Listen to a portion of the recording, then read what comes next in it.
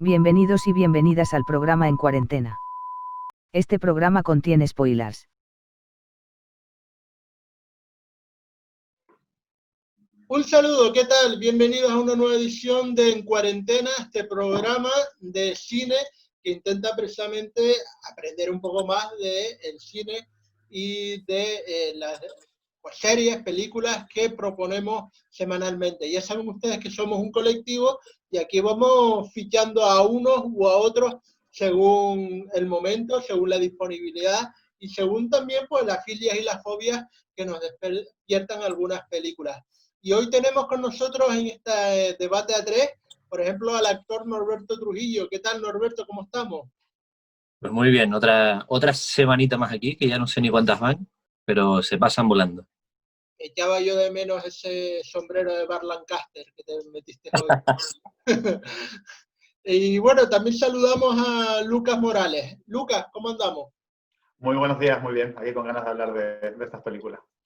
Estas películas, ya saben ustedes, son dos, una más, digamos, histórica o mejor dicho, con algún año ya de antigüedad y otra moderna, que es nuestro segundo plato. En este caso, precisamente es una película que ya tiene 26 años, que se dice pronto, que tiene un rodaje tremendo de tiempo, de 195 minutos de duración. Eso es una película larga o considerada larga. Fue publicada en el año 1993 en Norteamérica y en España llegó en marzo de 1994. Dirigida por Steven Spielberg, la archiconocida La lista de Schindler. Desde luego, este programa es con spoiler. El que no haya visto La lista de Schindler, por favor, vaya a ver La lista de Schindler, es una recomendación. Hemos dicho, está dirigida por Steven Spielberg, protagonizada por Liam Neeson, haciendo de Oscar Schindler, Ralph Fiennes, haciendo de Amon Goeth, y Ben Kingsley, haciendo de Isaac Stern, este contable judío, ¿verdad? Bueno, ya saben ustedes cómo va la mecánica. Vamos a hacer un pequeño resumen de nuestras apetencias o no por el film y una nota con la que vamos poniéndonos de acuerdo o no en nuestras decisiones con respecto a esta película. Vamos a empezar por ti, Lucas.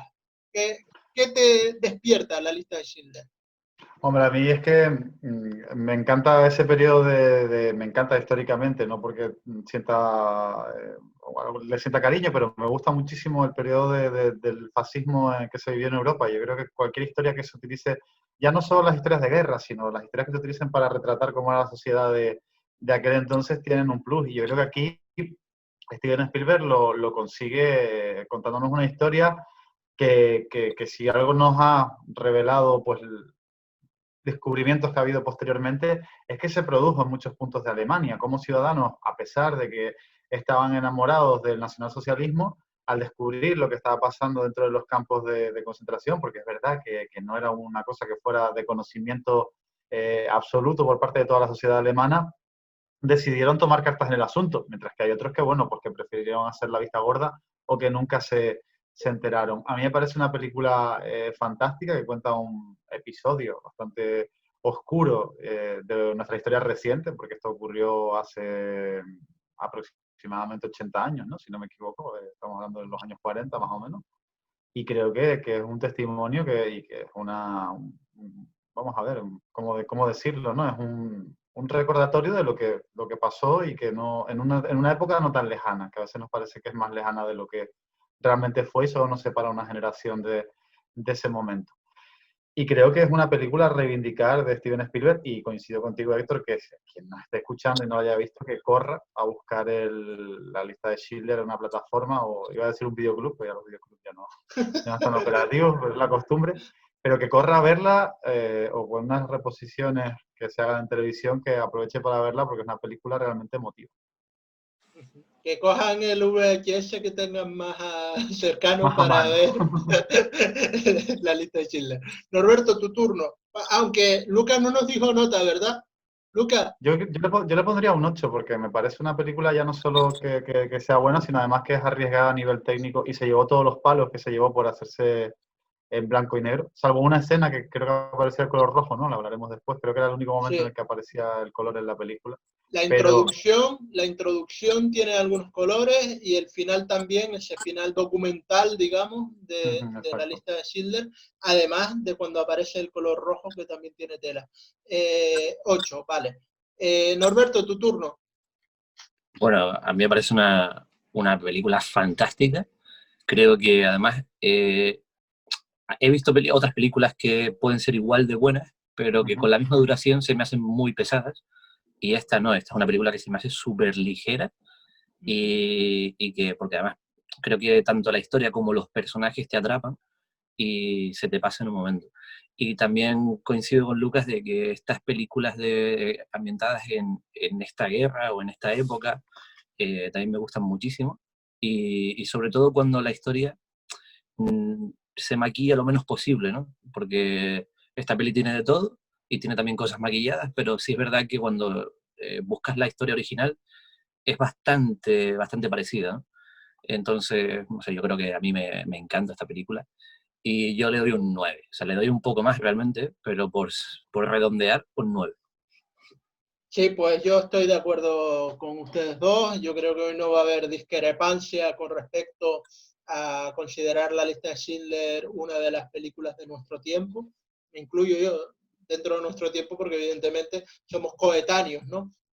Es verdad que es un metraje enorme, pero es verdad, como has destacado, Norberto, que se va enseguida, por muchos factores. Y los factores tienen que ver, como siempre, porque a nivel técnico esta película es un must, para empezar.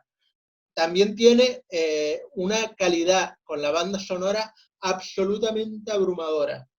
Y yo creo que realmente la lista de Schindler es de mis favoritas, si no mi favorita, de toda la filmografía de Steven Spielberg, que ya es decir, sabemos que Steven Spielberg le da fundamentalmente a dos palos. Cada cierto tiempo hace una película más de corte adulto, más con unas pretensiones más serias, y otras, pues, de índole más juvenil, infantil en algunos casos. A mí, con Steven Spielberg, siempre he tenido una filia y una fobia. Yo no soy de esa generación marcada de manera decisiva por ET, lo siento, no lo soy, no me pareció en su tiempo, a lo mejor fue el día que vi ET, que no estaba yo para esas labores, pero no me parece una de las películas que me hayan marcado. Sin embargo, la lista de Schindler, con otras como por ejemplo El Imperio del Sol, El Color Púrpura, otras películas que sí me marcaron realmente. Y aquí se llegó a una cúspide de la capacidad que tenía Spielberg. Para mí, sí, entre un 8 y un 9, si El Padrino, la trilogía, le dimos un 9,5 como tope, porque, por esto de que no hay películas con 10 ni películas con 0, ¿verdad? Yo creo que esta película se lleva un 9. Y esto me ayuda para enlazar con respecto a los actores. Y es la pregunta que siempre encaro a Norberto porque es lo más fácil dado que él es actor. Yo creo que una de las fuertes de esta película, Norberto, corrígeme si me equivoco, es el trío de protagonistas absolutamente pero maravilloso. Y específicamente con Liam Neeson haciendo uno de sus papeles más importantes dentro de su carrera. No sé qué piensas. Hombre, es que aquí creo que hasta el figurante que sale a 3 kilómetros está bien. Porque además yo soy muy de fijarme en los figurantes, creo que alguna vez lo he dicho. Tengo una filia por mirar mucho a los figurantes.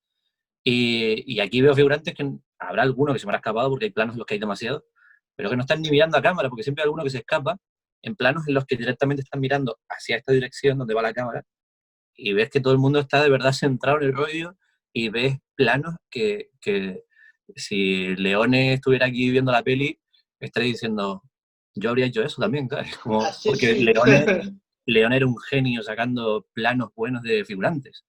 Y creo que todo el mundo está bien. Y que Liam Neeson, ya con, que bueno, que yo les pasé una foto, ¿no? Mientras la estaba viendo, esa primera aparición que tiene fumando y que se ve medio tapado y se ve la mirada, ya está, ya no necesito ver nada más para saber que Liam Neeson lo va a clavar esta peli. Y realmente que Liam Neeson tiene un análisis, ¿no? de cómo se convirtió de ser un actor de hacer grandes dramas, ¿no? A ahora que está dedicado exclusivamente casi al género de acción, ¿no? Y además en algunos momentos me parece que no elige muy bien sus papeles, ¿verdad? Liam Neeson, o sea, en la actualidad.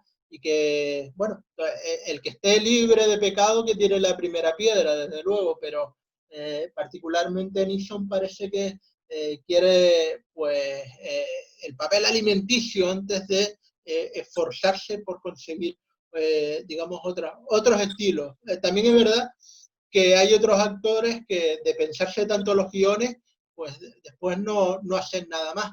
¿Cuál es tu punto de vista al respecto, Lucas? Bueno, que a Neeson le pasa un poco como a Henry Cavill, ¿no? Que ahora está negociando para volver como Superman. Me imagino que habrá sido porque se querrá comprar una isla nueva, ¿no? Entonces dirá, bueno, pues hago Venganza 19 para poder continuar con el mantenimiento de mi isla. No, la 19 no, la bajo cero. Venganza bajo cero. No era la bueno. 19. Bueno, que eso ya es un problema que hemos tenido siempre en los títulos en España, de que si algo triunfa, cada vez que el mismo actor haga una peli le ponemos el mismo título de la peli anterior, aunque no tenga nada que ver. Nada que ver. Sí. No, yo creo que yo estoy completamente de acuerdo con Norberto. Si hay una cosa, o sea, esta película para mí es absolutamente redonda porque en todos los puntos que se clava. Es una película que consigue ese plano que contaba Norberto al comenzar.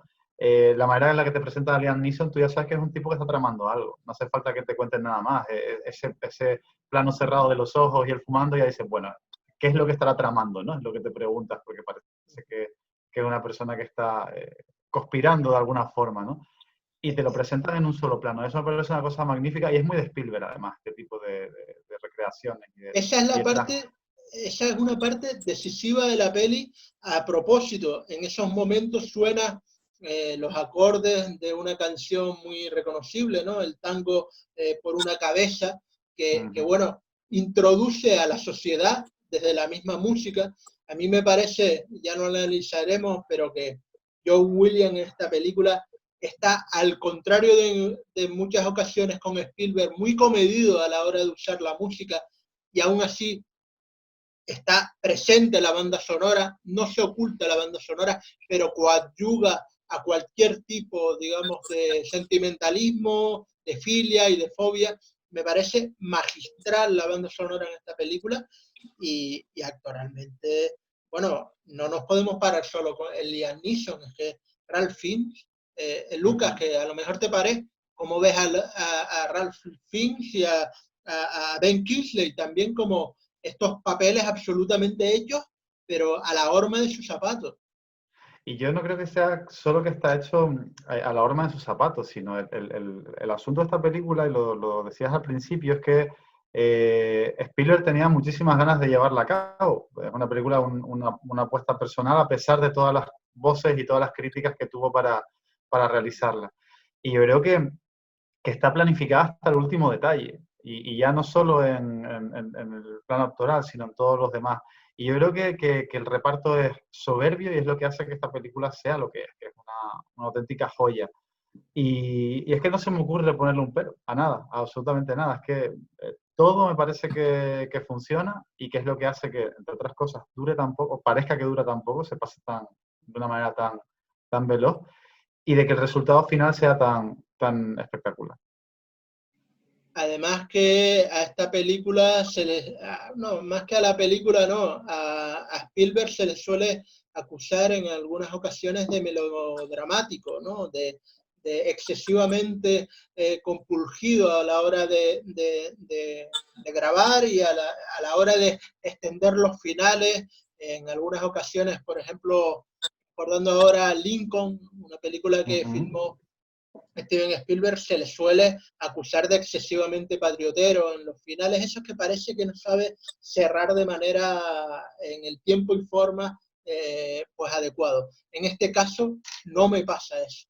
Con No, el final que hablábamos, con los protagonistas, el pueblo explotado, los judíos de Schindler, vamos a llamarlo así, que la misma película los llama así, colocando en la tumba de Oscar Schindler una piedrita cada uno, eso me parece a mí de una belleza que desde luego quien no se emocione en esos momentos, yo creo que es una persona desalmada y sin corazón. E insisto, sí es verdad que en algún momento Oscar Schindler tiene 2 minutos de devaneo diciendo tenía que haber vendido este coche y tenía que haber comprado más vidas en realidad, porque, bueno, hay parte de la crítica que la tiene como demasiado, insisto, melodramática en ese momento, pero es que a mí eso me emociona. Y en el caso son 2 minutos absolutamente salvables. Norberto, ¿cuál es tu punto de vista? Hombre, a mí no me parece muy melodramática. De hecho, realmente yo nunca he visto como algo malo el melodrama de Spielberg, ¿no? O sea, cada uno tiene sus señas de identidad y es bueno que un director tenga sus señas de identidad, ¿no? Pues una quizás de las de Spielberg puede ser esta, ¿no? Y esta escena final que cuentas, a mí, a mí lo único que me incomoda no es ni siquiera el melodrama, porque creo que va ajustado al momento, ¿no? Sino es que siempre me parece gracioso, o me saca un poco de la situación, cuando un actor es tan alto que, claro, para él hacer la clásica de meto la cara en el hombro de alguien para ayudar, tiene que agacharse. Entonces me resulta un poco incómodo de ver ese tipo de escenas, pero eso ya es una cosa mía, no es que esté mal, obviamente, ¿no? Y me parece curioso de ese final de los judíos poniendo las piedras en la tumba y tal, porque o sea, bueno, muchos no, algunos de los hijos y de los nietos de esos supervivientes son figurantes en la peli. Entonces, es como que algunos incluso han estado, me imagino cómo sería vivir ese rodaje, ¿no? De la intensidad que tendría que haber ahí de saber que un familiar tuyo vivió eso realmente, ¿no? Entonces, bueno, me parece, o sea, que es una película redonda, ¿no? Además que se ve representado en la película. La película es dura cuando tiene que serlo, que es algo que a veces en otras películas Spielberg pues rehúye en algunos momentos de la violencia excesiva y tal, ¿no? Aquí si hay un fusilamiento sumarísimo, esta es la película, pero sumarísimo e inmediato. Una para mí de las escenas más impactantes que recuerdo como ayer cuando la vi en el cine por lo impactado que me dejó fue cuando la ingeniera, vamos a llamarlo así, una ingeniera judía, esclava en el campo de concentración, les viene y les dice al jefe, precisamente al personaje de Ralph Fiennes, ¿no? Amon Goeth, le dice, oiga, señores, esta obra que están haciendo, yo sé de lo que hablo, se va a caer, va a matar a gente, porque esto no tiene cimientos, y yo soy ingeniera. Oh, mira, la judía culta, tal, mátela. ¿Cómo? Mátela. Y digamos que la muerte es fulminante y la sentencia es fulminante en el momento. Y después, sí, reháganlo, tienen razón. A mí me parece que con un trazo, dejarte claro lo loco que está este hombre, el rector de ese campo de concentración, al margen de que fuera nazi, él estaba loco. Sencillamente loco de atar. De hecho, el momento mesiánico del papel de Ralph Fiennes es otro de los factores hipermotivadores de esta película. O sea, qué mesiánico, qué loco está, cómo le come la cabeza a Liam Neeson también para que se crea perdonador de vida más que destructor, que es lo que es realmente de personas y de niños. ¿Cómo lo ven ustedes desde ese punto de vista, desde el punto de vista de la violencia en la película? Hombre, yo creo que está bien llevado. Sí, continúa, Lucas. No, yo iba a hacer un apunte sobre el tema de las figuras de las personas que regentaban los campos de concentración o los que mandaban dentro de los campos de concentración. Gran parte de ellos eran miembros de las SS, las que estaban comandadas por Himmler, ¿no? Entonces el tema es que ocurría una cosa muy curiosa, es que cuando empezaron los primeros exterminios de población judía, los primeros exterminios raciales, que fue cuando empezó la guerra, sobre todo en el este, porque tenemos que recordar que la guerra en el este fue todo lo salvaje que no fue en el oeste. Entonces, lo que se hacía básicamente es que los miembros de las SS liquidaran a punta de pistola a muchísimas, que hicieran fusilamientos y que liquidasen a todos aquellos los que eran considerados enemigos del pueblo alemán, ¿no? O que eran pues, susceptibles de convertirse en potenciales enemigos a la larga de lo que iba a ser el Gran Reich, ¿no? El Tercer Reich. Entonces, a Hitler llega un punto en el que le dicen, mire, usted está mandando a un montón de, sobre todo chavales jóvenes, a liquidar a punta de pistola, no en el combate, sino a liquidar y tirar a una fosa a muchísima gente. Los está condenando de por vida porque los va a volver absolutamente locos, porque no es lo mismo estar en un campo de batalla que estar asesinando a personas a sangre fría. Entonces ahí es cuando empiezan a crearse los campos de exterminio, se pasa de los guetos, ¿no? Aquellos guetos que empezaron a surgir en las ciudades, en algunas ciudades europeas y después en ciudades del este. Y bueno, al final, personas que pasaron por aquel trauma fueron las que acabaron regentando los campos de concentración. Personas que por un lado estaban totalmente fanatizadas por lo que eran los ideales, ya no solo políticos, sino también semi-religiosos que tenía el Tercer Reich, porque recordamos que todo lo que giraba en torno a las SS era casi místico, eran unos conceptos muy místicos de lo que era el entendimiento de la raza aria. Y acabaron en puestos de poder. Y acabaron en puestos de poder y regentando lo que fueron los campos donde se llevaban a cabo todas las atrocidades que hemos ido descubriendo con los años. Hay muchísima gente que es negacionista de que esto se hizo, y hace poquito, a cuento de que íbamos a comentar la película esta semana, hay un documental que se encuentra en Netflix que habla precisamente, que es un documental americano que se hizo sobre los campos de exterminio. Yo no sé si han tenido la oportunidad de verlo, ¿No? pero ¿Cómo se es llama? absolutamente, o sea, es una cosa demencial, es una cosa absolutamente escabrosa, porque ves todas las tareas de limpieza y todo lo que se encontraron los aliados cuando fueron liberando los campos de concentración. Y son escenas realmente macabras, y te das cuenta, quizá más allá de una película como esta, te pinta aquí el heroísmo de un ciudadano alemán. Pero ese documental, no recuerdo el nombre, cómo se llamaba, creo que era Los campos de concentración, creo que se llamaba así, muy seco.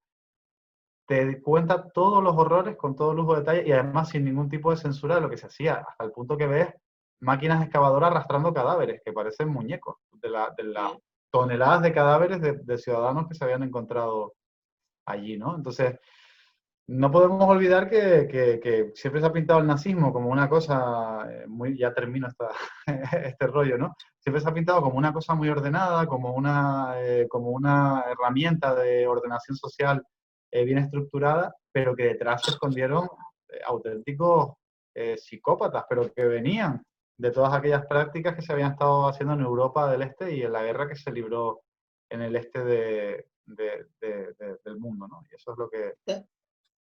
Sí, estaría bien, Lucas, que buscaras el título de ese documental para recomendarlo. Yo, con respecto a la influencia de la lista de Schindler, también quería mentar otro documental bastante más antiguo que este que has dicho tú, uno publicado en el año 84 que se llama Shoah.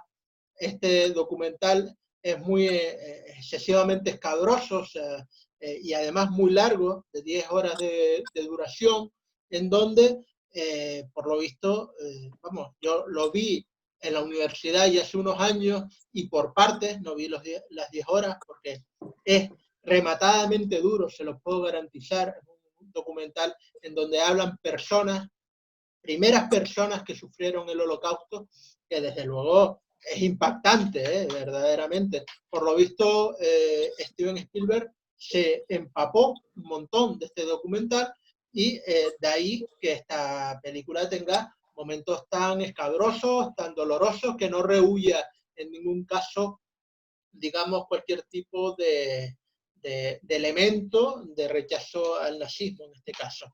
Bueno, también quería hablar con ustedes, salvo que Norberto quiera añadir algo de esto que estábamos hablando, pero como estamos picoteando de todo un poco, también quería hablar de la estupenda fotografía que tiene la película. Esta fotografía dirigida por Janusz Kaminski, que además ya es un colaborador, digamos, habitual de Steven Spielberg, que desde luego cada fotograma de esta película, no me lo negarán, es un verdadero cuadro, una obra de arte, un trabajo con el blanco y negro, sobre todo en toda la parte del blanco y negro, irrechazable desde el punto de vista de la fotografía, o esa por lo menos mi punto de vista. Norberto, ¿cómo lo ves? Hombre, es que además el inicio en color de la peli es porque es el único momento en el que todavía son felices todos los personajes, toda la gente es feliz. Y el blanco y negro empieza cuando empieza todo lo chungo. Entonces, además, no está usado de forma aleatoria el que haya color o no. Y por eso el color vuelve al final. Cuando ya la sociedad, ¿no?, ha conseguido reconstruirse de sus cimientos, ¿no?, de todo destrozado, ¿no?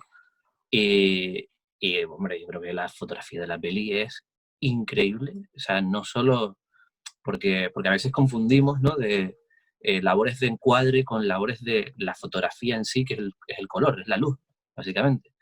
Y creo que ambas cosas están geniales. O sea, creo que el lenguaje cinematográfico en esta peli es absolutamente estudiado y que vamos, que no hay segundo que sobre, quizás. Estoy totalmente de acuerdo. ¿Tu posición, Lucas? Con respecto al color, oye, pues yo la verdad es que yo lo decía antes en la intervención, que a mí me parece un acierto que se haya hecho en blanco y negro. Es una cosa que, por una analogía moderna, ¿no? Por ejemplo, se vendió tanto el Black and Chrome de Mad Max, no sé si os recuerdan, el del 4. Efectivamente, sí. Pero me parece que, por ejemplo, Mad Max es una película que está tan bien etalonada, está tan bien hecha a color, que verla la vi en blanco y negro, ¿no? Pero que pierde muchísimo. Esta película, sin embargo, no me la imagino en color.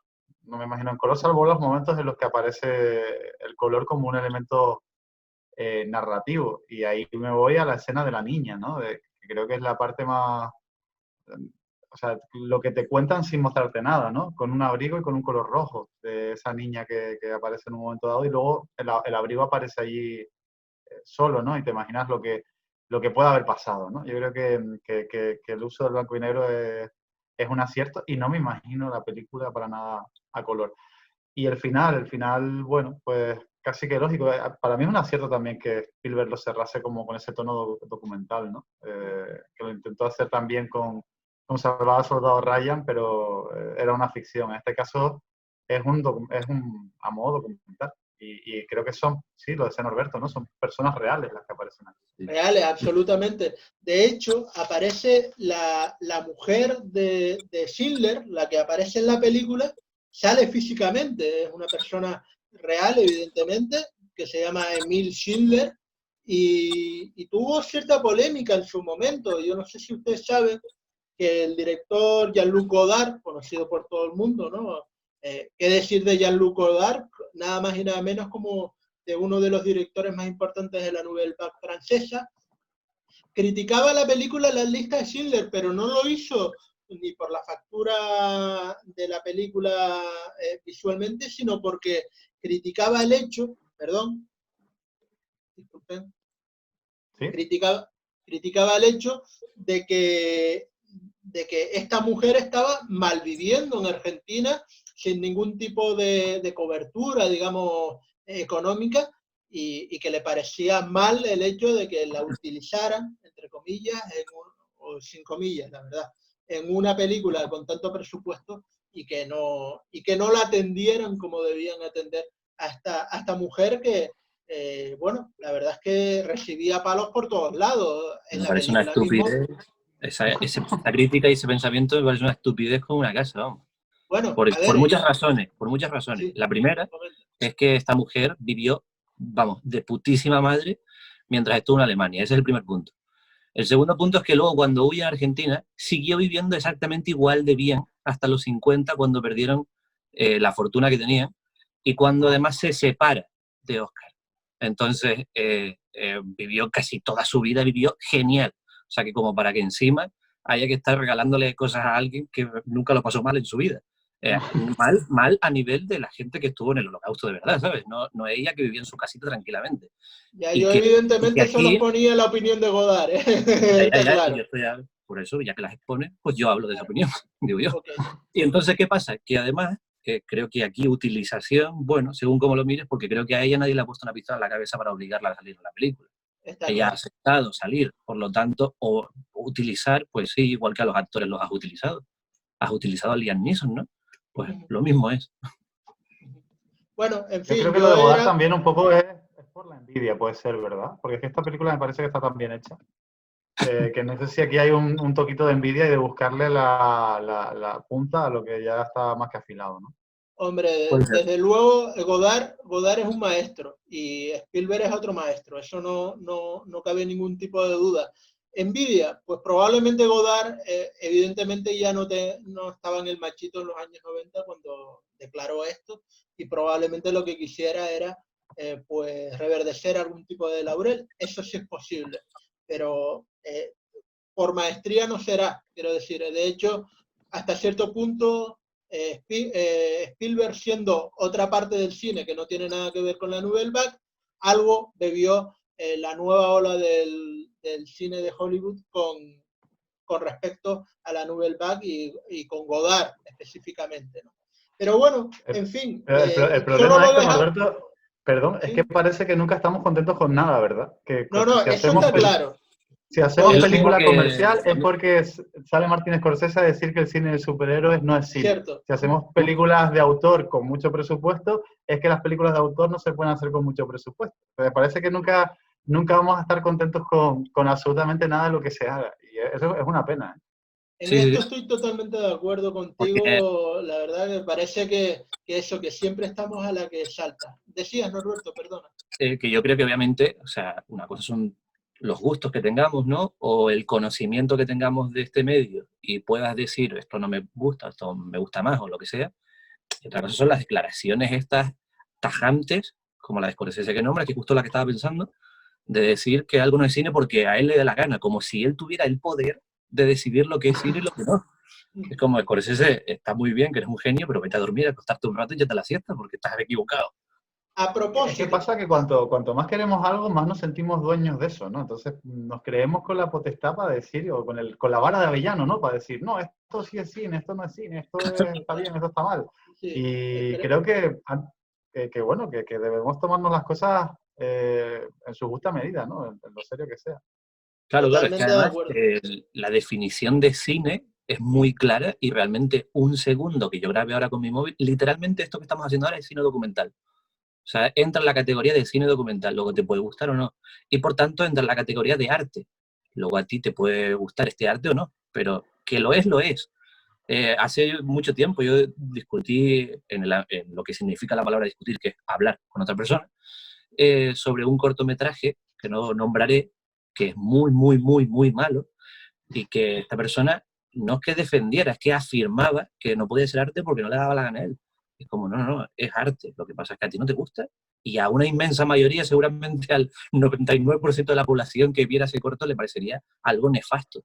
Pero de ahí a decir Hombre, que no es arte, si algo de bueno tenía el nacionalsocialismo, es que este debate no iba a existir, porque como todo estaba rigurosamente establecido por el Estado, lo que era arte, lo que no era, lo que era bueno, lo que era malo, y los ciudadanos lo seguían a pie juntillas, pues, oye, pues antes del posmodernismo había un cierto orden que ahora no tenemos. Y es una broma, ¿eh? Antes de que alguien Ah, saque el cuchillo y me salte al cuello.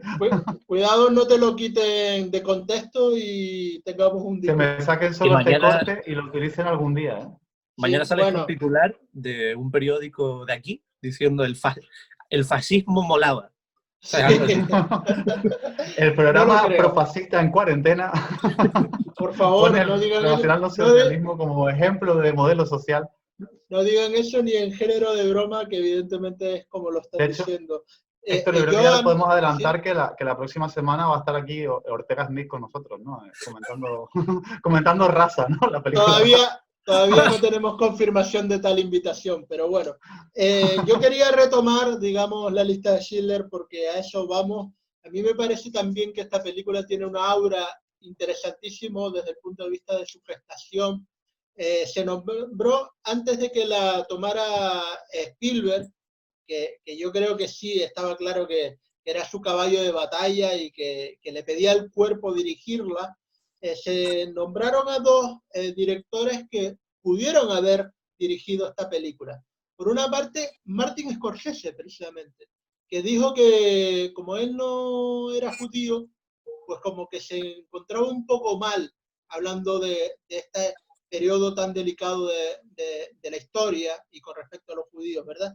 Y otro que sí era judío y que estuvo a punto de dirigirla fue Roman Polanski, pero que dijo que también se sentía un poco mal hablando del particular. Y más teniendo en cuenta que Roman Polanski fue una persona que estuvo en esos campos de concentración, que sufrió en la carne de su familia la represión nazi y que no, por lo visto, puso como excusa que no tenía, digamos, la suficiente posibilidad desde el punto de vista espiritual de dirigirla. Esto después decayó porque recordemos que Polanski dirigió El pianista, esta excelente película también de unos años más tarde. ¿Cómo lo ven ustedes?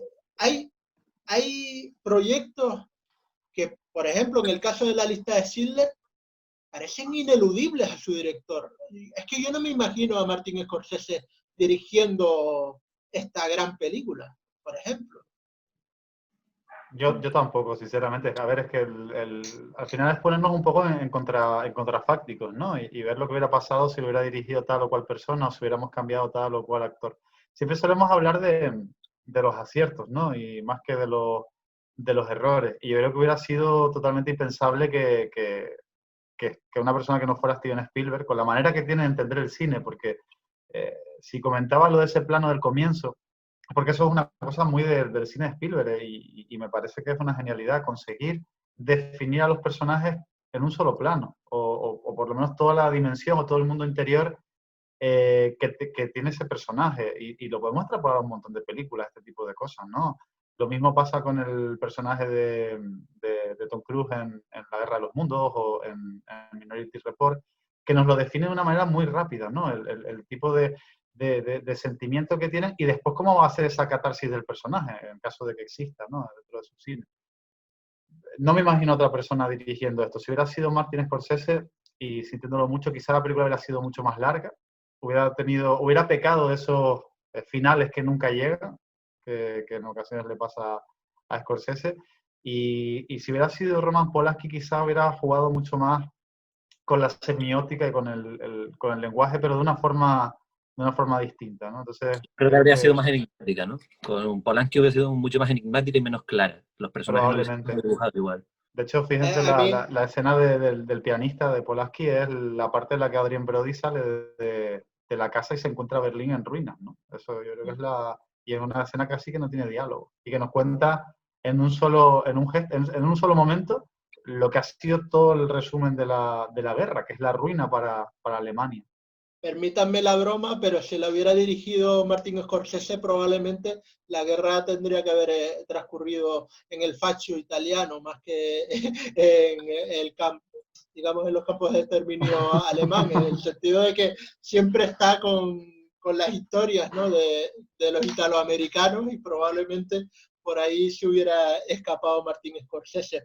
Con respecto también a yo iba a hacer una broma, ¿sí? Héctor, sobre Polanski y la niña del abrigo rojo, pero creo que me la voy a guardar. Sí, la verdad es que ya hemos superado el top de bromas, yo creo. Yo, por poner un punto negativo, que es el mismo que nombré cuando hablamos del Nombre de la Rosa, y que aunque yo disfruto la peli igual y me da exactamente igual, pero sí es verdad que si la analizo desde este matiz, a mí a veces me incomoda el que la película son alemanes hablando en inglés. Yeah. Toda la peli. Y claro, que has tenido que coger una cara que ya en aquel momento no era ningún don nadie, ¿no? El señor Liam Neeson, para interpretarla, para vender la peli también, ¿no?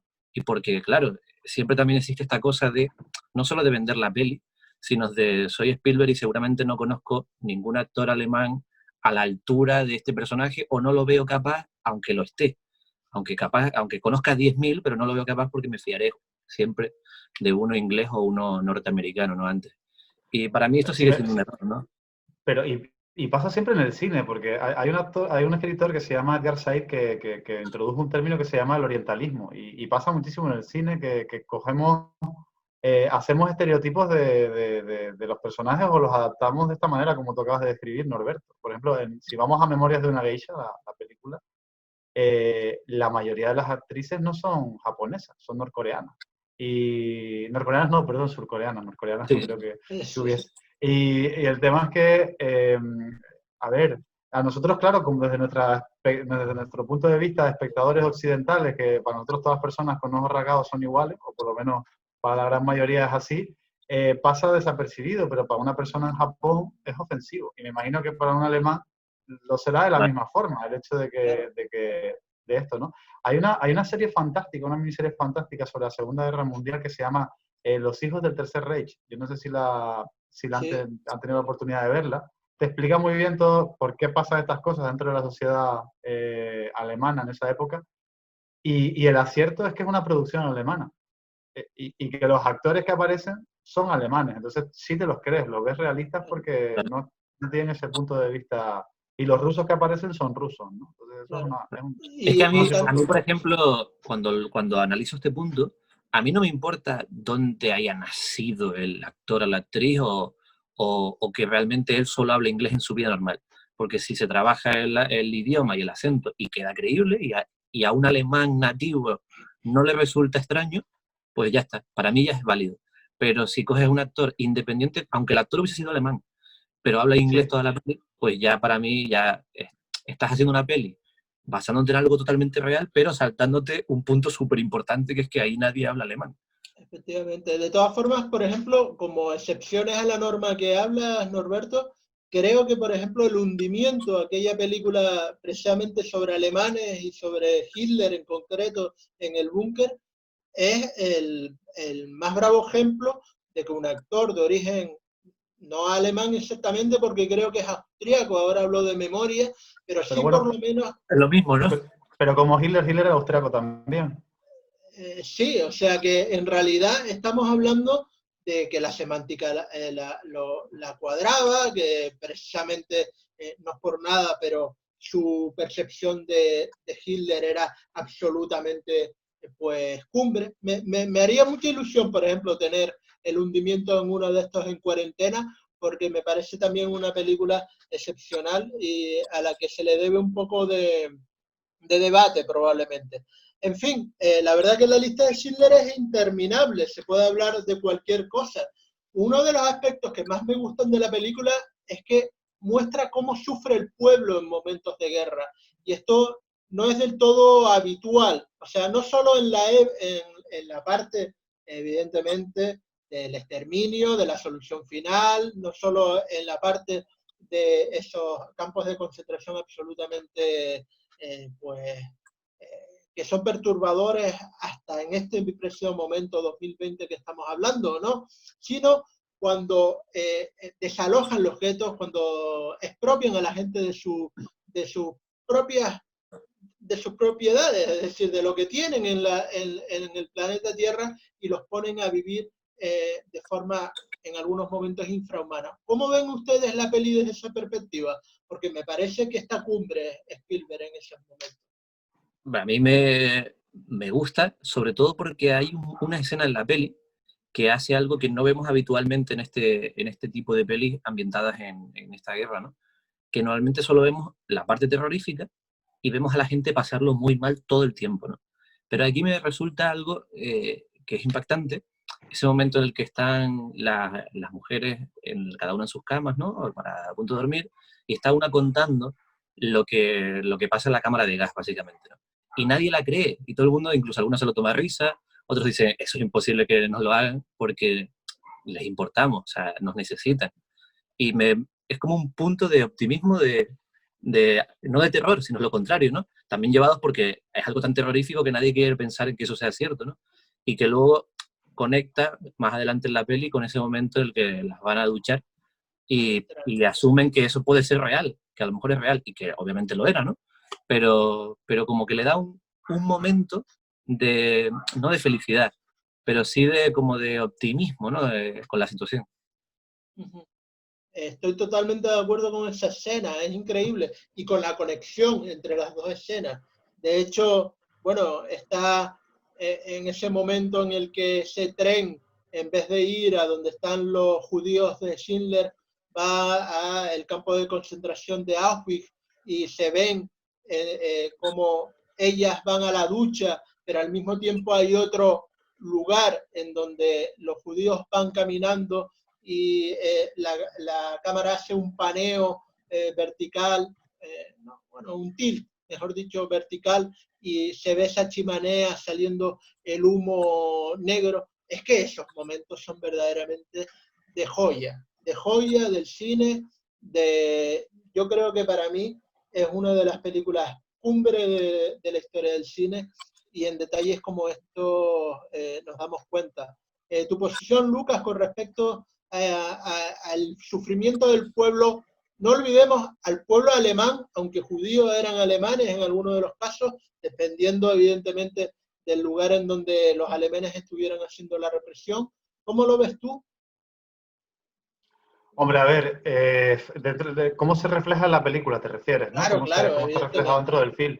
A ver, yo Evidentemente. creo que se refleja perfectamente, o sea, es una muestra de lo que es la época. Es cierto que en Alemania durante ese tiempo se genera un sentimiento antijudío bastante importante, pero tampoco hay que olvidar que la primera idea que tenían los alemanes era enviar a los judíos a Madagascar, porque lo consideraban el punto como más alejado, que estaban las antípodas de Alemania, y querían enviar todo ese pueblo allí. Y claro, cuando vieron que eso era absolutamente inviable, entre otras cosas, pues creo porque se estaba perdiendo la guerra, ¿cómo se llamaba? Hommel, ¿no? ¿Cómo se llamaba el de los tanques? No recuerdo ahora el nombre exactamente. Hommel era, ¿no? El de los tanques. No sé, el héroe de los tanques. No, Bueno, no no lo recuerdo. recuerdo. Rommel, Rommel, exactamente, Rommel. el zorro del desierto. Exactamente, la guerra que estaba mandando, que bueno, que estuvo a punto de, no sé si llegó a las puertas de Egipto o llegaron a introducirse Efectivamente. dentro. Y era parte de ese camino para llevar al pueblo judío hacia las antípodas de lo que era la situación del Tercer Reich. Pero también ocurre una cosa, y es que y no hay que olvidarlo, gran parte del pueblo alemán ignoraba completamente todo lo que se estaba haciendo, pero básicamente porque tenían fe ciega en el líder, de la misma forma que ocurría en Italia y de la misma forma que también ocurría en Japón, que aunque no había fascismo, había un nacionalismo imperial exacerbado. Y claro, a mucha gente le costó creer gran parte de los horrores de la guerra porque confiaban ciegamente en sus líderes. De hecho, el final de la Segunda Guerra Mundial es un punto de inflexión a nivel histórico mundial porque es la caída de los grandes líderes, como lo entendemos, y el comienzo paulatino, poco a poco, de lo que es el ideal más individualista, ¿no? De lo que es el negacionismo de las figuras de poder y el impulso del individuo como figura central del sistema, ¿no? Aunque luego todo esto sea una gran falacia, una gran mentira, pero bueno, es lo que se vende, ¿no? Entonces, claro, es verdad que el pueblo alemán, sobre todo lo que era la parte judía, sufrió muchísimo. De hecho, la exclusión no solo fue en los campos de concentración, sino muchísima gente que evidentemente, efectivamente, se les expropiaron todos los bienes que tenía y fueron enviados a guetos dentro de las ciudades. Lo que pasa es que todo esto ocurrió de una forma paulatina. O sea, a veces se nos cuenta como que ocurre de la noche a la mañana, que de la noche a la mañana estamos metiendo a la gente en campos de concentración. No, esto va ocurriendo episódicamente, va poco a poco, hasta que es como la rana que se cuece dentro del caldero, ¿no? Si tú echas a una rana en agua hirviendo, la rana salta inmediatamente. Pero si la pones a fuego lento, la rana se cocina porque no se da cuenta de que la temperatura está subiendo. A nosotros nos pasa igual y lo estamos viviendo ahora con la pandemia que nos ha tocado vivir y gracias a la cual ha nacido también este programa, ¿no? Pero poco a poco nos vamos acostumbrando a determinados códigos que se van introduciendo en nuestra vida paso a paso. Y esto ocurrió de manera paulatina dentro de la sociedad alemana, hasta que llegó un punto en el que había ciudadanos de segunda, no, de tercera, de cuarta, de quinta, que eran poblaciones de razas distintas y que pertenecían a colectivos diferentes y que lo pasaron muy, muy mal. Pero no ocurrió de la noche a la mañana. La Noche de los Cristales Rotos siempre se coge como un punto de referencia en el que de repente, pues bueno, pues toda esa sociedad alemana y sobre todo muchos brutos que luego formaron parte, engrosaron las líneas de las SS, salieron a dar caza a los judíos. Pero yo no sé si han tenido la oportunidad de ver o de leer el libro de La Conjura contra América. Ahora está como serie en HBO, es una serie magnífica. Pues te cuenta paso a paso cómo va ocurriendo esto, ¿no? En el transcurso del tiempo y cómo las ideas, sobre todo este tipo de ideas, van permeando de una manera lentamente en la sociedad hasta que al final se tocan esas fibras que hacen despertar los sentimientos de odio y acaba desembocando en una situación que es totalmente censurable, pero no ocurre de la noche a la mañana. Y quizá también sería ese el punto flaco de la película, pero tampoco es que te lo quiera contar, así que Ya. pero creo que lo refleja bien. No lo cuenta, pero sí cuenta, digamos, la hazaña que tuvo el Estado alemán contra el pueblo judío, digamos, la parte esa, me parece verdaderamente que vale un potosí. También como están trazados todos los personajes, evidentemente todo el mundo entra en la cabeza de Oskar Schindler, pero también todo el mundo entra en la cabeza de Amon Amarth, también en la cabeza de el personaje de Ben Kingsley, de Isaac Stern. O sea, todo el mundo sabe cómo es esa persona. De hecho, lo que decía al principio Norberto con respecto a los figurantes es tan excepcional que hay algunos momentos de hay una persona que tiene, digamos, fallas a la hora de trabajar, que es manco para hacer maquinaria, por ejemplo. Eso es de un grado de verosimilitud enorme en el sentido de hasta la maquinaria estatal fascista falla en cuestiones como, oye, yo quiero eliminar a personas de estas características, pero no las veo. El ojo del Estado no llega ahí, como quien dice. Y Oskar Schindler se aprovecha de eso, evidentemente. Claro, estoy poniendo un ejemplo muy paradigmático que al final cogen al protagonista o en la misma escena cogen al protagonista y lo matan. Pero a lo que quería llegar es que ese actor secundario absolutamente, yo diría hasta terciario dentro de la película, porque es un figurante. Sí. Te has quedado sin sonido, Héctor. Me parece espectacular. No tenías sonido. Claro, Que te habías quedado sin sonido. Quería decir que me pareció tan espectacular el trabajo de ese secundario o papel terciario que solo sale en una escena. Reparto se llama. Claro, de reparto, que tú, por ejemplo, Norberto, lo estabas diciendo al comienzo. Todos los detalles están perfectamente medidos y son espectaculares. Y bueno, estos sonidos, de hecho, hay alguien taladrando por aquí. Aquí que tenemos que ir rechazando ya o cerrando esta parte de la lista de Schindler. Si ustedes quieren hacer una valoración final no sé, de lo que es esta película, y pasamos a la próxima, Norberto. Nada, yo creo que obviamente podríamos decir muchas más cosas, pero creo Por que, supuesto, es inacabable. que al menos hemos salvado varias de las cosas esenciales de la peli. Muchas se nos quedarán, pero la banda sonora, que por ejemplo. una película genial y que, bueno, que es de estas que no es para verla todos los meses, pero sí que verla una vez cada pocos años está muy bien. Y para no olvidar, evidentemente. ¿Tu punto de vista para finalizar, Lucas?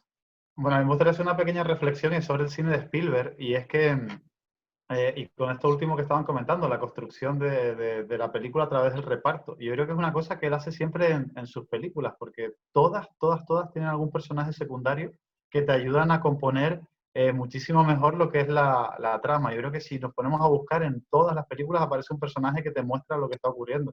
En La Guerra de los Mundos me acuerdo, por ejemplo, cuando se encuentran aquellos periodistas que están al lado de un avión saqueando una nevera o algo así era, y Tom Cruise intenta hablar con uno de ellos y es un tipo que se ha quedado sordo, ¿no?, del impacto del avión. Que es un pequeño detalle, pero te haces una idea del caos que se está viviendo. Y en todas las películas de este director ocurre lo mismo. El tío consigue construir un ecosistema de personajes tan creíble y tan sólido que te ayudan a que lo que es el conjunto final te lo creas, incluso en sus películas más flojitas. Yo creo que eso es una cosa para reivindicar. Brevemente, porque esto sí me gustaría tratarlo. ¿Cómo ven ustedes esta película dentro de la filmografía de Spielberg? ¿Como de las mejores, de las medias? ¿Cómo lo ven? No creo que de las peores, pero ¿cómo lo ven ustedes? ¿En qué número la pondrían? Complicado. Hombre, yo creo que en el top 3 seguro estaría. Pienso yo que de ahí no baja. Yo la pongo en primer lugar y yo sé que es mucho decir. Y yo también disfruto Tiburón, por ejemplo. Yo también disfruto El color púrpura. Yo también disfruto Múnich. Pero francamente yo creo que esta película para mí es cuando y además hay que recordar que la grabó al mismo tiempo que Jurassic Park. Y yo no sé cómo no quedó loco, pero para mí es de las primeras. ¿Tu punto de vista, Lucas? Y contigo cerramos. A mí me parece que es un tipo que no me voy a mojar porque es un tipo que ha aportado tanto al cine en géneros tan Ay, ay, diferentes. ay, te tienes que mojar, Lucas. No, pero es que ha aportado tanto al cine en géneros tan diferentes que podría poner el número uno de sus películas por géneros, ¿no? Y me parece que esta podría estar el número uno en género, pues lo que esto que viene a ser un drama. Pero si nos vamos a salvar a Soldado Ryan, a pesar de los fallos que tiene la película, es una película bélica, no es tan dramática como La lista de Schindler. Y es una de las mejores películas bélicas que se han podido ver y que luego tuvo ese spin-off tan sonado o tan bueno que fue Hermanos de Sangre y ese no tan bueno que fue El Pacífico, ¿no? Pero yo creo que, oye, que es un tipo que ha aportado muchísimo al cine. Y con eso no me voy a mojar y voy a terminar. No cabe duda, pues yo si me mojo, a mí me parece que aquí Spielberg llegó a su cumbre desde el punto de vista bélico seguro. A mí no me gusta tanto por el desarrollo de la película salvar al soldado Ryan, y no estoy diciendo que sea una mala película, lo mismo que digo siempre, es una cuestión de gusto, de feeling. Cuando ya estamos hablando de cúspides, a veces puede más el gusto personal y el feeling personal. Norberto, Lucas, muchísimas gracias también a los compañeros que están detrás, ahí votando por las películas, también a todos aquellos que nos visionan. Tenemos bastante feedback a nivel semanal y para nosotros es un placer estar aquí en cuarentena y no desconecten porque ahora vamos a hablar de otra película más moderna, pero va a ser en nada, desde que, vamos, no van a tener tiempo ustedes ni de pestañear. Hasta ahora. Y continuamos en cuarentena, ya saben ustedes, este programa de reflexión con respecto al cine, y ahora tenemos una película nueva, ya saben ustedes, nosotros hacemos un programa doble en donde tenemos, por una parte una película clásica, y ahora es el turno de Bad Boys for Life, recién publicada en los cines de todo el mundo, con un presupuesto, la verdad, más que interesante, de 90 millones de dólares y una recaudación que superó los 400 millones de dólares. Dirigida por Bilal Fallah y, lo diré, Edil El Aubry, así se llama. Fue la tercera película de la saga Bad Boys, después de sus hermanitas de 1995, que fue la primera entrega, y Bad Boys 2 de 2003. La producción correspondió a Jerry Bruckheimer y está protagonizada, como el resto de la saga, por Will Smith haciendo de Mike Lowry y Martin Lawrence de Marcus Barnett. También aquí hay algún protagonismo de Paula Núñez como la agente Rita Secada, y también del rapero Nicky Jam, haciendo de Lorenzo Rodríguez, que es una especie de capo, o mejor dicho, de secuaz del malo de la película. Y bueno, ya empezamos ya de huello. Hagan un pequeño resumen de sus gustos con respecto a la película, tanto Norberto como nuestro otro compañero Lucas, y digamos, pongan una nota a lo que piensan de Bad Boy for Life, esta película de 2020. Bueno, yo voy a decir que voy a ir a saco, porque quiero buscarme odio de algunos y el amor de otros, claro. Para mí me parece la mejor de la saga, y luego explicaré por qué. Yo le pongo un 7, porque tampoco, Joder. siendo la mejor de la saga, no es que sea tampoco esto El Padrino, obviamente. Ah, bueno. Lucas, tu turno.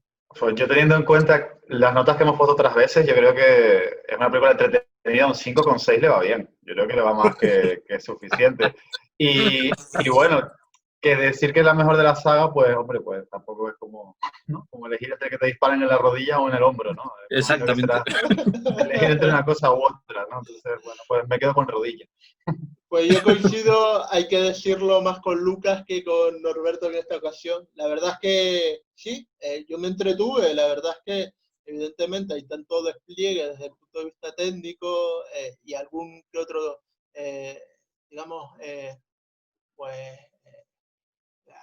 momento de acción bastante destacable, que la verdad que no puedo decir que no me haya entretenido. Es una película palomitera, como se suele decir.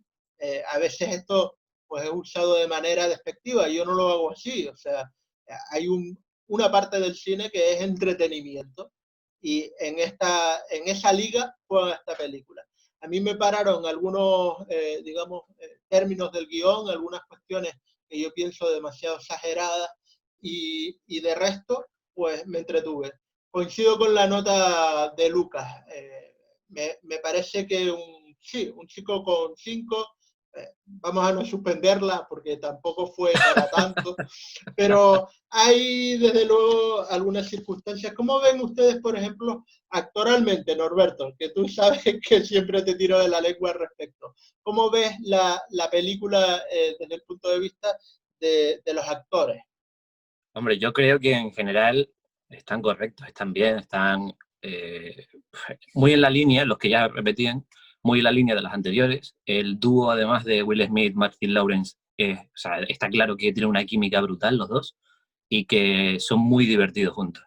Que esta peli, además, esta o cualquier otra que hubiese sido la tercera peli, lleva siendo pedida desde que salió la segunda y lleva siendo avanzada de, bueno, la vamos a hacer, y nunca se hacía, ¿no? Y creo que también es por eso, ¿no? Por la química de los personajes, que se quiere volver a ver esos personajes, ¿no? Al fin y al cabo es una buddy movie. Y de resto creo que están bien, en general creo que están bien. A mí la única que no me ha destacado tanto es la villana, porque, bueno, ya hablaremos un poco que su trama va muy acorde a su interpretación, que es muy de telenovela, y quizás por eso es la que menos me ha gustado el reparto, pero en general me parece que están bien. Y luego el Sí, capitán de ellos, que bueno, nunca me acuerdo cuáles son los cargos, ¿no? Pero el jefe sí, de ellos, el que jefe. siempre me ha parecido un tipo genial, un tipo que es agradable de ver en pantalla, ¿no? Interpretando, ¿no? Bueno, que en esta parte de la saga, pues parece que pasa mejor vida. ¿Cuál es tu punto de vista al respecto, Lucas? Hombre, yo estoy de acuerdo en el plano actoral estoy completamente de acuerdo con Norberto. Yo creo que Martin Lawrence incluso cogió un poco el testigo de Alfonso Ribeiro, se llamaba el tipo que hacía de Carlton Barnes en El Príncipe de Bel-Air. Pero Creo ¡Yo! más que es un genio. poco, exactamente, sí, o sea, pero siendo mejor actor, ¿no? Yo creo que cogió ese papel de lo que es todo lo antagónico que es Will Smith, incluso además aquí sigue siendo la misma línea, ¿no? Son personajes absolutamente antagónicos, mientras que el personaje de Will Smith es el tipo soltero, ligón, etcétera. Él siempre es ese personaje de Martin Lawrence, pues que está apegado a la familia, etcétera. Y yo creo que la actuación es correcta, vamos. Eh, a mí me ha parecido siempre que Martin Lawrence es un tipo que sobreactúa demasiado, yo no sé si están de acuerdo o no, pero también esa es la gracia de su personaje, ¿no? Un tipo que está constantemente poniendo caras, gritando, y creo que eso también es parte de la magia de la saga. Yo diría que podrían ser un poco los Bud Spencer y Terrence Hill del cine afroamericano, ¿no? Por decirlo Podría. de alguna manera. Una pareja que tiene mucha química y funciona muy bien. Ahora no recuerdo si han salido en alguna otra película juntos, creo que sí, pero funcionan muy, muy bien. Estoy de acuerdo con Norbert. En las Y, notas Creo no, pero en y, esto sí. y hay que dar un apunte de que de toda la saga, aquí tenemos la mejor interpretación de Michael Bay en las tres. O sea, el Ah, mejor sí. cameo que ha hecho en las tres es El él, en esta. cameo delirante que hace, ¿no? Pero tú no dirías que el mejor papel, ¿verdad? Quiero decir, el papel incluyendo, no sé, todo su trabajo para la saga, porque además, por lo visto, se rumoreaba que él iba a dirigir esta peli, pero que al final, por cuestiones de tiempo, me imagino que estaría liado con esa maravillosa saga que se llama Transformer o algo así, pues no pudo hacer, no la pudo dirigir y delegó, me imagino que con algún pacto, con estos dos directores que yo francamente no los conocía. ¿Cómo ven ustedes, por ejemplo, no solo digamos, el cameo, sino el hecho de que Michael Bay parece un padrino de muchos calderos al fuego? En ese sentido, a veces me recuerda a James Cameron, ¿verdad? Tiene muchos calderos al fuego y va delegando. ¿Cómo ven ustedes esto de que un director no tome su proyecto y vaya digamos, dándole proyectos a los demás. Hombre, yo creo que también es un punto. Bueno, te dejo, Lucas. No, yo te iba a dar la palabra a ti, Norberto, porque creo que es positivo, ¿no? Como creador, como artista, yo creo que es positivo que un director también empodere a parte del equipo, ¿no?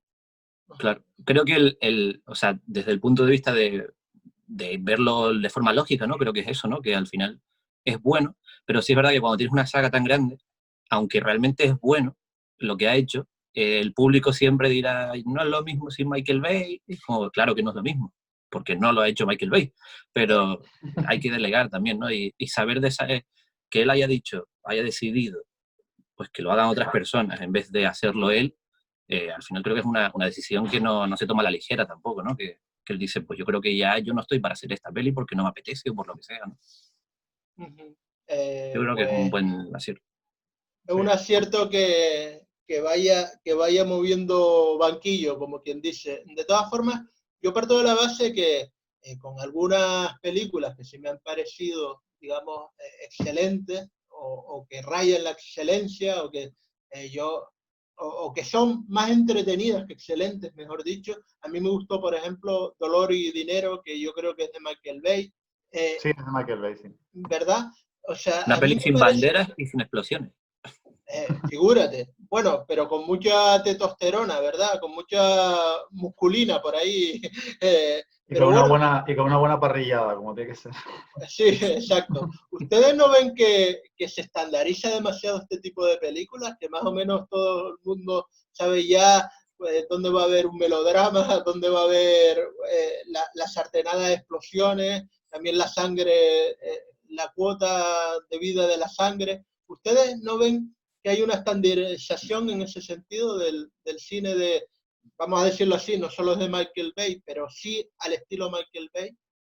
Yo creo que es lo que se pretende, además, ¿no? Que no hay ninguna intención de que, o sea, todas las pelis va a haber una sorpresa, en este caso es esta del descubrimiento familiar, y hablaremos de eso, pero nunca hay una sorpresa que sea súper heavy, sino que está preparada para que la mayor parte del público se crea que todo el tiempo es inteligente dentro de la peli. O sea, todo, da igual tu coeficiente intelectual, da igual cual sea. Te sientes Claro. inteligente porque sabes todo. Y dices, ay, mira, yo creo que va a pasar esto y pasa. Yo creo que va a pasar esto y pasa. O sea, siempre va a pasar lo que piensas porque están pensadas para eso, para que tú salgas disfrutando de la peli. Ajá. Uh-huh. ¿Tu punto de Yo vista, estoy de Lucas? acuerdo. Las películas ya se construyen en base a sota caballo rey, para que la gente ya no se lleve sorpresas y se quede contento con lo que ha ido a ver al cine. Yo creo que en ese sentido no hay más tutía. Pero después hay una cosa curiosa, y es que lo que ha pasado con esta película pasa con otras sagas. Yo no sé, yo le encontré una analogía con Los Mercenarios, y es que la tercera película de Los Mercenarios hace exactamente lo mismo que esta. Presenta una especie de subgrupo de policías nuevos, de un comando nuevo, que es el que parece que va a tomar el relevo de los protagonistas principales del film. Y parece que, bueno, que ya todo lo que es las películas de acción, la vamos haciendo incluso por el mismo corte, ¿no? Claro. Yo creo que aquí está Del, mucho mejor llevado que Los Mercenarios 3. Creo que mucho Sí, mejor ¿no? llevado, sobre todo porque la otra es una saga que se crea con la base de vamos a reunir viejas glorias. Entonces Exacto. no encajan de ninguna manera las jóvenes, ¿no? Pero en esta sí entiendo, porque desde el primer chiste de la peli, según empieza la peli, hay un chiste sobre que uno le dice al otro, estás gordo, y el otro le dice, tú estás viejo, te tiñes la barba. O sea, dejan claro que ya están viejos para esto. Sí. O sea, la peli ellos se ríen de sí mismos, lo cual me parece un punto súper acertado de que los mercenarios no tienen, ¿no? Porque tampoco es el mismo producto. Pero los mercenarios no tienen ese rollo de, salvo Jason Statham que se burla un poco de Stallone por la confianza, ¿no? Pero de resto en ningún momento, o sea, tú ves esos viejos que dicen, no están para eso. Pero te da igual porque has comprado ese producto. Pero aquí se autoparodian de, no estamos ya para estar haciendo estas cosas. de Exacto. todas formas, hay que reconocer que entre los mercenarios que ya son pues de 70 para arriba, algunos de ellos, ¿verdad? Y esta camada de actores, sí, también veteranos, pero no sé, hay otro tipo de edad. Yo creo que Will Smith está entre 52, 53 años, por ahí, y con respecto a Martin Lawrence, será un poco más viejo, pero no mucho más. Puede tener 56 a lo mejor. O sea, Bien. estamos es tan viejo, pero no es para tanto tampoco. Yo sí lo considero que está gracioso con el al respecto de vamos a reírnos de nuestra propia fórmula y bueno, y en realidad la película juega mucho esa baza, intenta pues bromear con respecto a un tipo que dice, ve, yo me retiro más, yo me retiro ya porque a pesar de que mi edad no es la tope para estar de policía, para estar de comisario o lo que sea, le quiero dedicar mi vida a mi familia, yo ya lo de las armas los dejo, y de hecho para mí el gag pues, más gracioso de toda la peli, por no decir casi el único que me hizo verdaderamente gracia, fue el trave ese psicológico, vamos a decir, religioso que tuvo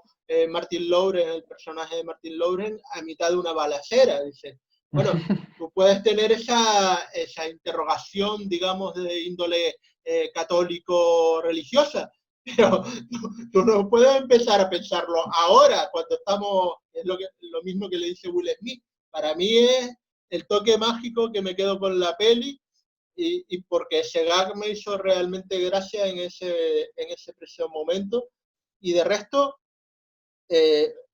no sé, bueno, ya hemos hablado de que hay una generación nueva.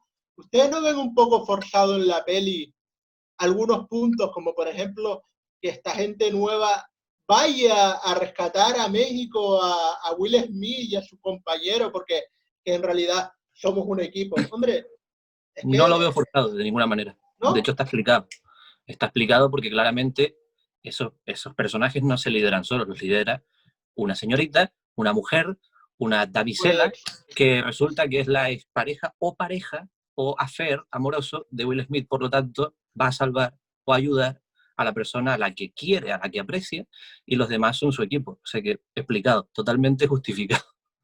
bueno, si tú lo dices, yo lo veo un poco cojeando. Y por ejemplo, también, ¿cuánto cobra un agente de estas características para tener ese pedazo de loft en Miami? O sea, verdaderamente estoy pensando hacerme, no sé, miembro de esta fuerza de élite, porque tiene que cobrar una maravilla, ¿eh? Para ¿Te tener refieres ese loft al, en Héctor, Miami. no te veo yo de fuerza de élite ahora mismo, ¿eh? No, yo tampoco me veo a mí mismo. ¿Te refieres a la pedazo de casa de Will Smith? Sí, o que Bueno, es una herencia. desde la primera peli en la segunda lo reiteran, llevan diciendo que es heredero de un millonario. Por lo Bueno. tanto, Vale, es rico no, y a él lo de ser policía siempre lo dice que es porque le gusta ser policía. Y la gente incluso le dice, en la primera hacen muchas coñas sobre eso, de que se burlan de él o no le toman en serio porque piensan que él no debería estar ahí porque es rico y tal. es que Norberto hizo la tarea concienzudamente. Yo he de confesar que tanto Bad Boy 1 como Bad Boy 2 hace pues, bastante tiempo que no las veo, porque precisamente me parece eso, películas para ver, estás un rato entretenido y no creo que la vuelva a repasar en mucho tiempo. Bueno, de todas formas, también pasa una cosa, y es que salvo esas cosas con las que solo se queda Norberto, de que Will Smith es por supuesto, heredero de un por millonario, supuesto. pero es verdad oye, a mí sí si algo hay que agradecerle a Michael Bay es que se me quedaron grabadas un montón de escenas, sobre todo de la segunda película, a fuego en la cabeza, porque el tipo, se le puede poner todos los peros que se quieran poner, pero coño, el tío sabe dirigir una película de acción. Yo me acuerdo, el recuerdo así más vivo que tengo yo, no sé si fue de la primera o de la segunda película, hay un momento en el que ellos están haciendo una persecución en un puente y empiezan a lanzar barriles y los hacen explotar. No sé qué película es, Norberto seguro lo tiene Eso es más la fresquito segunda. que yo. La segunda. Michael Bay hizo toda la recreación de esa escena que luego se hizo, que creo que se hizo en imagen real, la hizo toda la recreación en ordenador. Y fue una cosa que a mí me impactó de pequeño. Y es un tipo que parece que uno piensa que es un bruto, que empieza a poner explosiones sin sentido, pero el tipo sabe lo que está haciendo y sobre todo lo que está haciendo explotar en cada momento. Y yo creo que eso también hay que reconocérselo, ¿no? Y que además, estas cosas que son gazapos, en cualquier otra peli sería un gazapo, como por ejemplo que una persona muera 3 veces y se vea al mismo personaje morir 3 veces, al mismo figurante. Michael Bay sabe qué está pasando, sabe que ha Sí, puesto al sí, mismo estoy tío a morir seguro. 3 veces. Y es una decisión totalmente premeditada de poner el mismo plano de diferentes puntos de vista, de ángulos de cámara, en 3 momentos totalmente diferentes de la persecución. Y dices, pues ya está, hemos visto morir al mismo tío 3 veces y me da igual. Y ya está, porque soy Michael Bay y yo lo puedo hacer. Bueno, partes, no sé, ¿qué parte más positiva ven de la película o qué escenas se quedan de la película? Vamos a empezar por Norberto, que las tiene frescas. Hombre, yo creo que la parte más positiva de la peli, de hecho, estuve viendo, en plan, viendo críticas por encima, y realmente es para la inmensa mayoría es la película mejor valorada de las 3. Además, la única creo que Rotten Tomatoes aprobó. O sea, las otras 2 están suspendidas y esta no. Y en una media de votos así de la gente es la mejor valorada. Y yo creo que entiendo, desde mi punto de vista, porque supongo que porque pienso igual, por eso lo entenderé, que obtiene de la primera la seriedad de la primera, la seriedad que tenía la primera, y le suma la espectacularidad de la segunda, porque la segunda, para mí, o sea, a mí es la que más me gusta. No me parece la mejor, pero es la que más me gusta, que no es lo mismo. Porque es una película que realmente la he visto un montón de veces y no me cansaría de verla. O sea, me parece una película genial para quitarte el cerebro y disfrutar ahí. Pero ¿qué pasa? Que no tiene... O sea, esa sí que tiene agujeros de guión a mansalva, pero a mansalva.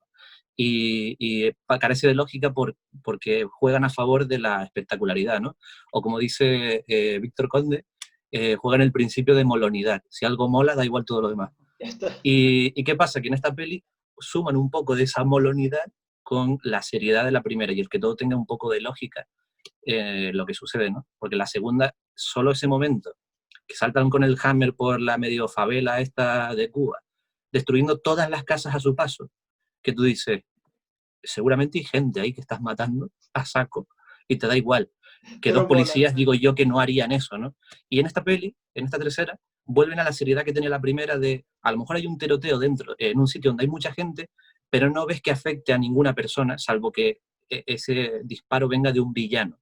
Pero no ves que algo que hacen los héroes afecte a una persona inocente, en ningún momento. Entonces, bueno, tiene un poco más de seriedad en ese, de que está medido un poco mejor, ¿no? Es que eso que apuntas, Norberto, del índice de molonidad, la verdad es que me lo apunto porque es interesante. Aquí también pasa en esta película, o sea, la película empieza con una especie de persecución, pero uno se da cuenta que no está en persecución nadie. Lo que están haciendo es escoltando. La policía escolta a sus capos, a sus jefes, que son Will Smith y Martin Lawrence, ¿verdad? Y uno se da cuenta de decir, pero a ver, si están arrasando con la ciudad desde el punto de vista del tráfico, ahí no hay reglas del tráfico, pero les importa bien poquito. Razón, mola, ya está. No, nos gusta a todos ver esas piruetas con los coches, ese porqué con Martin Lawrence dándole un golpazo a la puerta no sé, con una boca de incendio y tal. Y la razón es eso. Tú has dicho antes una cosa bastante interesante, eso de aparcar el cerebro en condiciones normales sería en la entrada del cine, aquí tuvo que ser, no sé, en donde estuvieras, ¿no? En la sala de estar, porque yo veo la película en la sala de estar, y ya está, y disfrutar, si es que te gusta disfrutar de esa clase de cine. Es ¿Cómo que lo además ves, Lucas? la película respeta todos los gags icónicos de la saga, que en la segunda repetían los de la primera, y en esta tercera repiten otra vez los de la primera. El gag de estropearle el coche a Will Smith, el gag de que Martin Lawrence en un momento dado vea algo de un cuerpo que le haga generar vómito, el gag de saber o no saber conducir, el de saber o no saber disparar. O sea, el gag está en todas las pelis, se repite, se reitera, y en esta incluso recuperan el Porsche de Will Smith y van por la misma carretera haciendo el mismo plano idéntico, pero en vez de venir, van, que también es como el mensaje de los 12, de que ya se van los personajes, ¿no? Claro. Aunque se rumorea que va a haber una cuarta peli, pero bueno.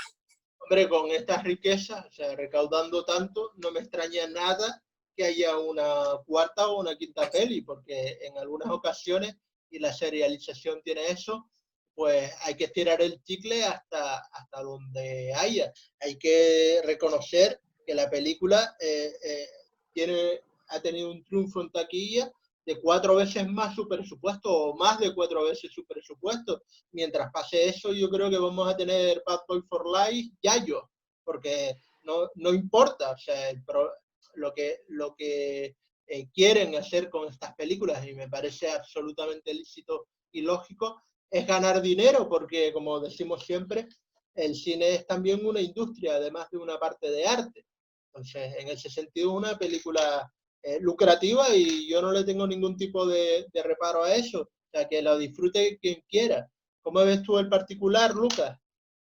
Bueno, con respecto a los guiños de la saga, yo creo que lo único que se ha prescindido es de una de las señas de identidad de Michael Bay, que es el hecho de que aparezca el efecto Megan Fox, por decirlo así, ¿no?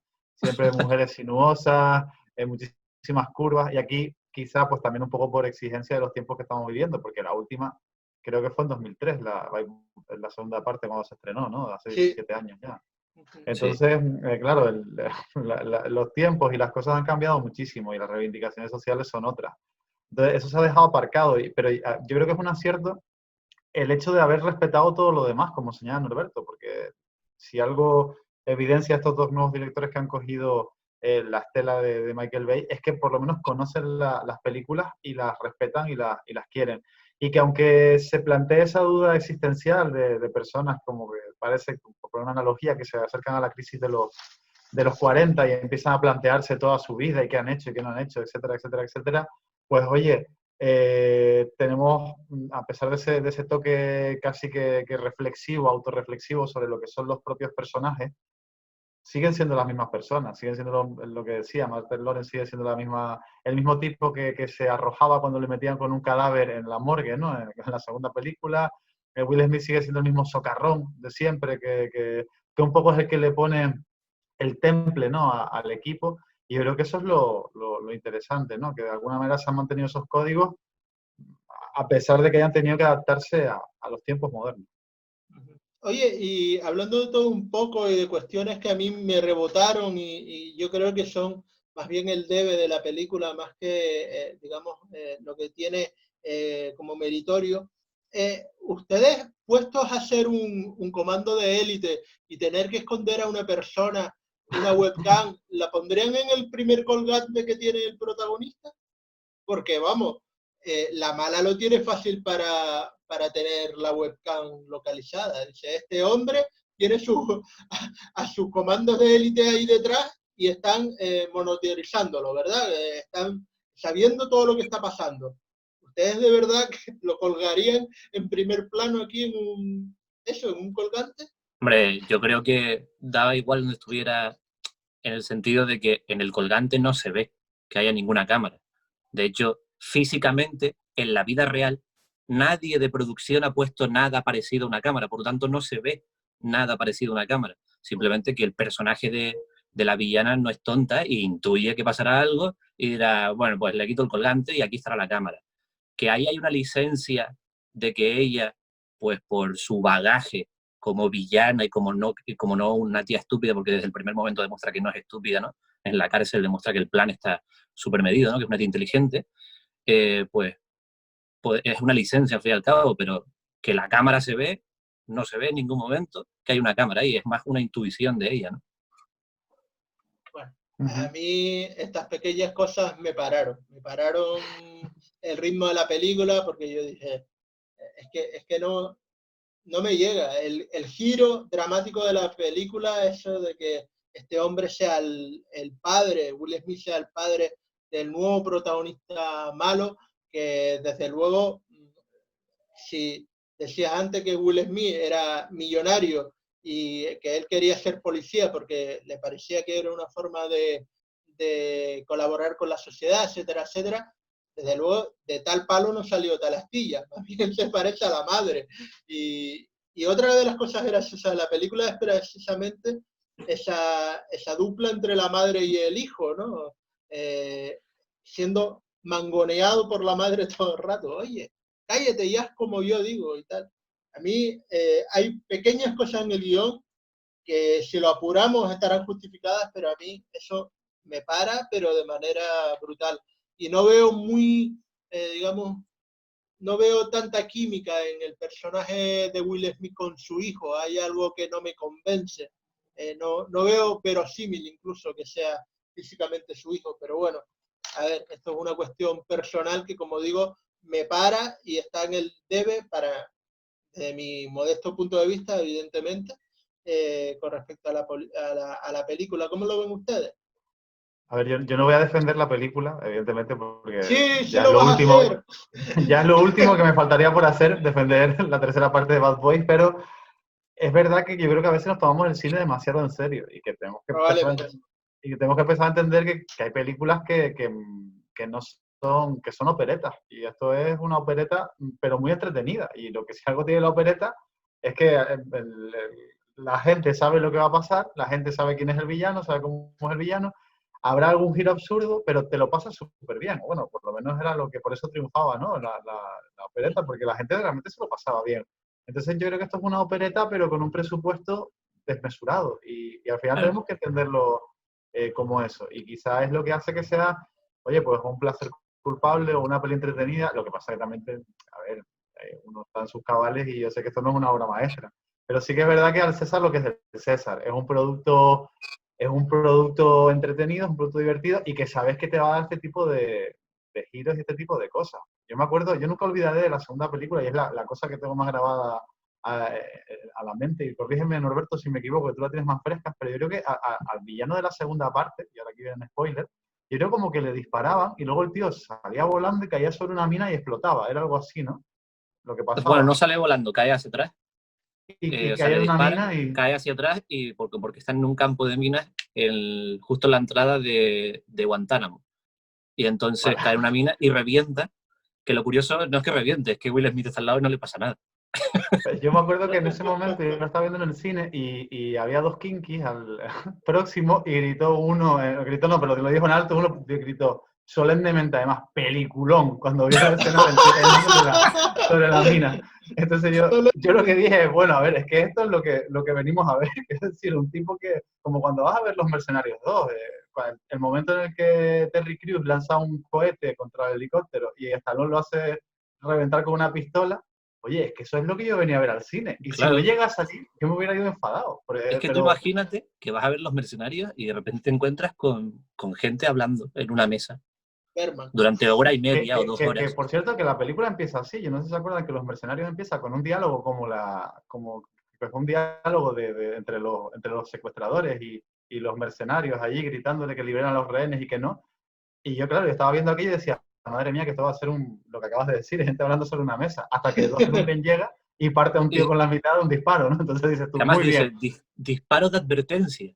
Y Warning shot, revienta es un verdad. tío. Sí, sí. De hecho, cuando esta peli se pone un poco intensita, ¿no? Cuando coge el rejo que dicen ustedes de señores hablando en una mesa, que en este caso no están en una mesa, sino Will Smith con la cara de Will Smith, estoy intensito y tal, y Martin Lawrence con la cara de, oye, este intensito es mi amigo y tengo que ayudarlo y tal.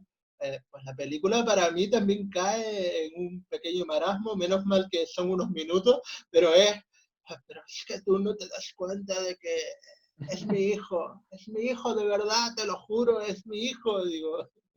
Y Martin Lawrence se queda como, yo creo que es verdad que hay películas en donde todo el mundo espera lo que es, nada más y nada menos, ese helicóptero que cae por una cristalera y que en vez de incendiarse y quemar, digamos, uniformemente como quema el fuego todo el edificio, no, se tiene que quedar solo una parte del fuego estratégicamente puesto según necesiten los directores de fotografía, ¿verdad? Y es verdad, o sea, resumen para mí es que es una película de despejar el cerebro, vamos a llamarlo así, porque tampoco es cuestión de dejar el cerebro en ningún lado, de despejarlo, de volar con la imaginación y de si esta es una película para ver un domingo por la tarde en Antena 3 y pasarlo bien. En Antena 3 por decir algo, evidentemente, o cualquier televisión generalista. Y si te gusta y eres fan del estilo de películas de Michael Bay, que, insisto, algunas son mejores que otras, A mí, por ejemplo, Dolor y Dinero me gustó. Corríjanme si la saga 300 también es de este hombre. ¿De Michael No. Bay? No, No, es de Zack Snyder. La de primera Zack de Zack Snyder, Snyder. perdón. La No, segunda no sé de quién es, ni tampoco Perdón, perdón, quiero no, saber. me reitero con Dolor y Dinero. Me parece que ahí hay otros López, ¿no? Que Hombre, es ahí ya que está un poco más de Michael Bay, sarcasmo.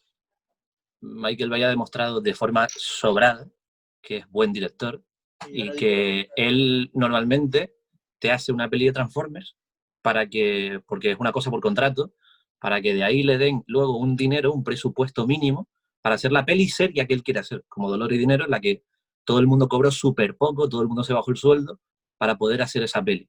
Porque realmente es una peli que no costó tanto, aunque siga siendo una peli de Hollywood, pero es una peli que para ser Hollywood costó muy, muy, muy poco. claro. Y Pues igual que mira, la de Los Soldados de Benghazi y todas estas, en plan, es como que te hace una peli mierder para poder hacer su peli seria luego. qué Entonces creo que ya ha curiosidad lo que demostrado que es buen dices, director. porque pasó Salvo, exactamente lo mismo o muy parecido con Jurassic Park y La lista de Schindler, que es la otra película de la que ya hemos hablado, ¿verdad? La lista de Schindler tiene el presupuesto más limitado que Jurassic Park y Spielberg convenció al estudio para que financiaran la lista de Schindler gracias a que la taquillera iba a ser Jurassic Park. O sea que parece que las cosas no cambian en Hollywood. ¿Querías apuntar algo, Lucas? sí, que Michael Bay es un buen director, salvo por Pearl Harbor, que es Ah, una cosa, una sí. aberración. Yo también Que cometí el hay error que... de ir a verla al cine. Sí. Tienes que ver es como una especie de docu o algo así, a mí me lo enseñó Víctor, que hoy no ha podido estar, que es sobre el cine de Michael Bay, básicamente, ¿no? Y sobre cómo él no sabe, es imposible para él entender lo que es algo simple, algo simplista, ¿no? Y cómo te muestra en una escena de Pearl Harbor, en la que primero ves los dados que están jugando, se empieza a alejar la cámara, ves algo más grande, que es el tablero, se aleja más, ves la mesa, ves a dos personas, de repente ves que están en un barco, ves un tanque gigante y ves un montón de aviones en el cielo, y es la simpleza como la entiende Michael Bay, que no existe. Y Claro. el documental Parroquismo está puro y muy, duro. muy bien. Entonces es como, tiene perlas, nunca mejor dicho, Pearl Harbor, pero es una mierda. En fin. En cualquier lugar, por muy basuriento que sea, por muy escatológico que sea, desde luego hay perlas y Michael Bay es un buen director, eso no lo duda nadie. La otra cosa es que ese material no sea de tu agrado o tengamos claro que juegan otra liga desde el sentido más práctico de la palabra, ¿no? O sea, juega a divertimento, juega a reventar taquillas, juega a que la gente también se divierta viendo cine, que eso es uno de los objetivos a propósito de este parte del arte que muchos llaman ya viejunamente el séptimo arte, ¿verdad? Pues, a ver, también es importante que hayan personas que entretengan a las masas, eso está claro. Señores, ¿algo más o vamos cerrando nuestro contacto con Bad Boy for Life y con el programa de hoy además? Chapado. Hasta la próxima, señores, pásenlo De bien. nada. Cada vez Muchas hay menos gracias. cuarentena, pero nosotros seguiremos debatiendo de cine aquí en cuarentena. Recuerden que nuestras opiniones se pueden poner en cuarentena precisamente. Hasta la próxima semana. Chao, Chao. saluditos. Chao.